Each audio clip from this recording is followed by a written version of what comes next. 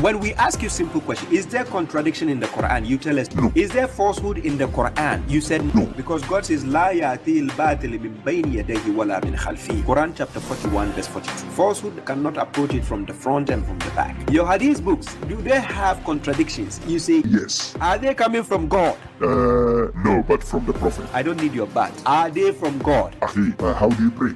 Hey, these bozos, they will never answer direct question. But because you guys are arrogant, stubborn, you are calling us hadith rejected. If you don't reject some of your hadiths, why do you have da'if? So you guys are shooting yourself in the head, not in the foot, because you guys don't listen to yourselves when you talk. Quran chapter 4 verse 82. God says, أَفَلَا يَتَدَبَّرُونَ الْقُرْآنَ. Do they not contemplate the Quran? Had it been from other than God, they would have found there in numerous discrepancies. Can we throw the same challenge for the hadith books? Then everything is trash. Still, you say it's part of Islam. How? Let it make sense to me. And when I say comedians, you already know that the sectarians, they don't cease to amaze me with their hula baloo and hippie. One thing about Baba Tribe, I love listening to the lies, even though I know it's a lie, but I love listening to it. It's like comedy to me. You know the feeling when your son or your daughter is lying to you, and you're looking at them lying to you, but you are enjoying the lie, and even though you know it's a lie, because you just want the person to keep repeat what they say. At that point, you don't get angry, because you know they're lying. What you find it is comedy, like you start laughing.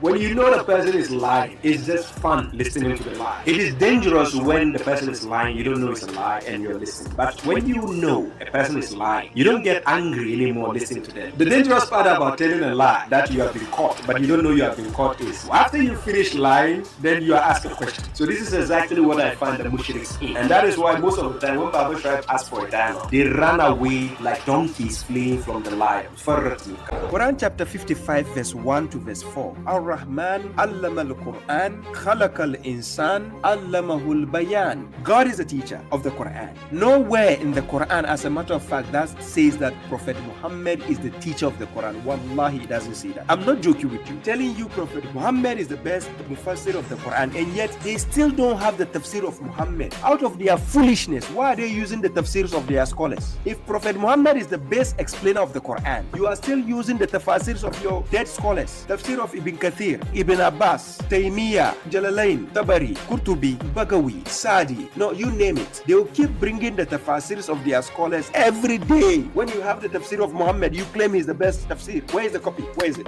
Because the mushriks have been programmed. They don't know the difference between Rasul and Nabi, and then Muhammad's personal life. They don't know the difference. They had this coming to the Western world. They have to pass a new law. At the airport, they will stop you and say, are you Muslim or not? He says, Muslim. You say, MashaAllah. You show him the paper. According to your hadith, Prophet married a 6-year-old girl. Do you approve? If he say yes, he say, oh yeah, hey, pack his bags. The next flight, go back to your country. We don't need you here. Europe and America will be a safe place to go. You try it and see. I'm serious. This is the only way you can eradicate these monsters. I wish Donald Trump will implement this. Because the hadith books, whatever it tells them to do, wallahi lazim, I'm telling you, the extremists, they will do it. If these bozos will actually approve such nonsense for an honorable man like the Prophet Muhammad, claiming he married a 6-year-old girl and slept with her when she was 9 years, can you find this nonsense in the book of God? Where? Where does it say in the Quran? Where does it even say God gave him inspiration to marry a 6-year-old girl? Where? I'm telling you for a fact. Only foolish people will approve that nonsense. The Sunnatul Nabi cannot be found in the Quran. It doesn't exist. What you find is Sunnatullah. Quran chapter 33 verse 38. Ma kana ala nabiyyi min haraj fima faradallahu lahu sunnatullahi fil lazina khalaw min qabl wa kana amrullahi qadaran maqdura. It says there is no guilt upon the prophet concerning what God has ordained for him, such as the sunnah of God among those who passed before, and the command of God is a decreed fate. It is not Sunnatul Nabi. It is based on what God has commanded the prophet that he actually executes. That is what is classified as Sunnatullah, not Sunnatul Nabi. Prophet Muhammad